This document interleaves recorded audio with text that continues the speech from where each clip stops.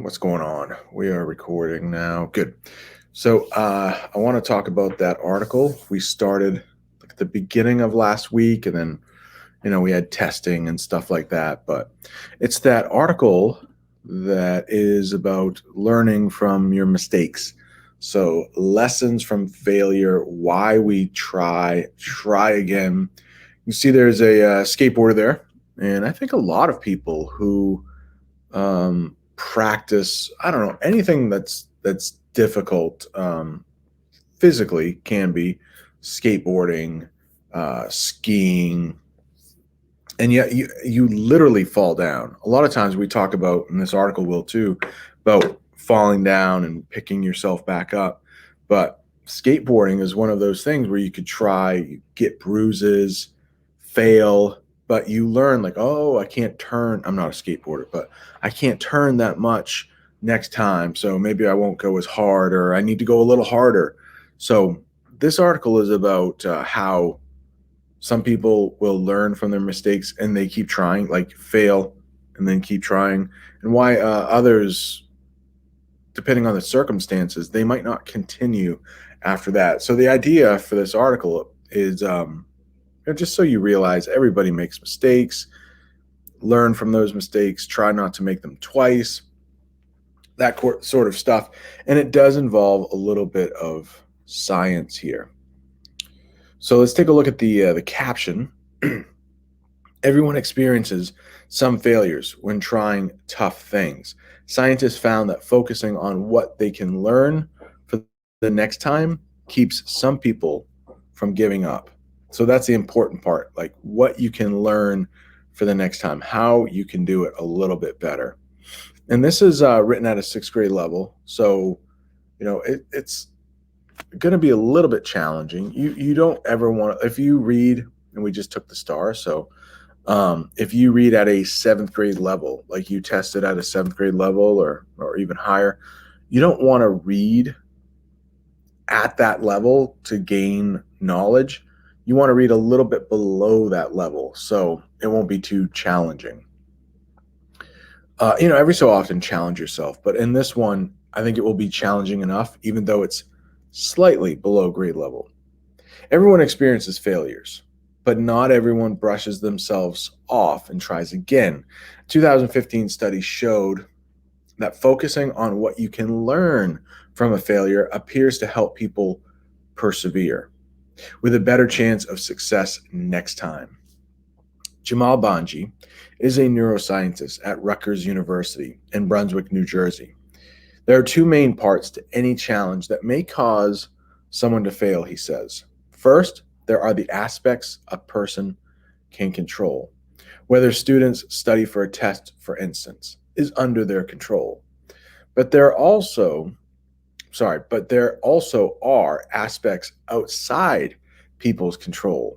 Getting sick could make someone too tired to study, even if he might want to. No matter what causes a letdown, there are many ways to cope.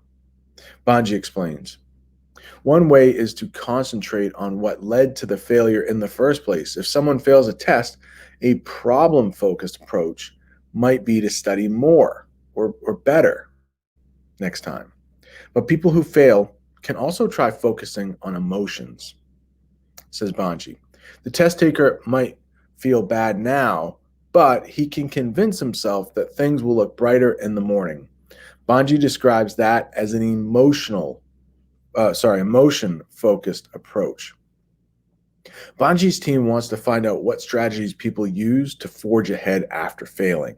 To test this, they brought 30 volunteers into a lab and had them play a computer game. The game modeled a classroom, and the aim was for players to graduate from the class. Those who succeeded would earn $10. But getting a player's character to move across the computer screen and pass the class was no easy task. Along the way, players faced setbacks that could return their characters back to where they started. So another thing that a lot of people do, I know in this class, is play computer games. And there is an object, like there's an objective. there's a win at the end. There is a way you can win. And you don't want games. I don't think most people want a game that they can win the first time. They do want to experience some setbacks. They do want to experience some failures. And when those failures are something you can control, this article is saying people are more likely to try again. For example, that test. You fail the test because maybe you didn't put in enough time. A lot of people realize, oh, I could have done better.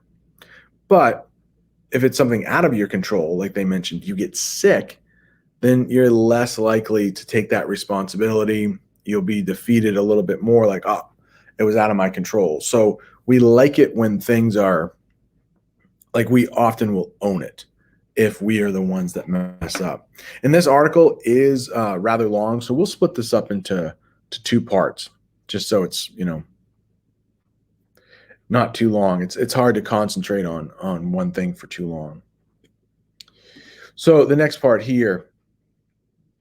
Oh, and I do want to mention this. Like, you have to start all the way at the beginning. So that can be really frustrating. I've played games like that where they don't just take you back to the section you messed up on. You have to go all the way back. And usually it's in games, it's like level by level. But for instance, one set of players encountered an exam. They had to guess at the right answer to the test, pressing the right key to move forward. If they guessed wrong, they moved back to the start. Another group of players faced a non-voluntary course cancellation. Their player 2 got sent back to the beginning of the game, but there was nothing they could have done to prevent it. So that's the kind of like important part here, and I'll just highlight it. So in this game, there were 2 sets of rules. So one, you got sent back because you missed the question. And the other one, it was just like random, like, oh, you go back. There's no rhyme or reason. It's not like it was your fault. They called it non-voluntary. Like, you couldn't sign up to like, hey, let me try that. Nope, you're back for just random reason. And so if you've been paying attention to the article, you can imagine the people that got the answer wrong, they feel more like, oh, I could have done better or something. So they're more likely to continue. But the people that were just like, it's just like getting sick for that test. You're done.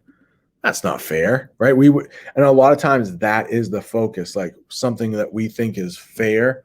Humans are very in tune with this. If you think something is unfair, I mean, almost across the board, almost all humans, like if something is just simply unfair, we will often fight for that. If you think you were done wrong, that can get us really upset. And I would say that this game was being unfair because it's just completely random. The person could not control. After each failure, players were then asked if they would like to try again. The scientists looked at the activity levels and parts of each volunteer's brain as they played. The researchers used a brain scanning technique known as functional magnetic resonance imaging, or that thing. It's MRI with an F in the middle. It measures where brain flow is highest and lowest. An area with lots of blood flow. Did I say brain there? Blood flow, just highlight it red, suggests that the brain region is active. The researchers looked for which brain areas blood flow changed when the players decided to try again. So they must have had something hooked up to the person's brain, right? And then so I'm sure that scientists know within the brain which part is the reasoning part, which part is just like when you think something is unfair. So if one part of the brain is triggered more than the other, you can imagine there are going to be various reasons why that person continues on or they choose not to continue on. Make a prediction here. It's always good to predict, right? It's good to predict. That helps you interact with the text. So and I have read this already, but my prediction for this, I mean, if we were in a classroom, I would ask you, look, so what do you think is going to happen? So let's think about it for a second. But you can imagine the way they've set this up is the people who are answering the questions wrong and have to go back, they're more likely to continue than the random people just getting sent back for like no reason. All right, that's part one of this article. We'll continue with part two tomorrow. How about that?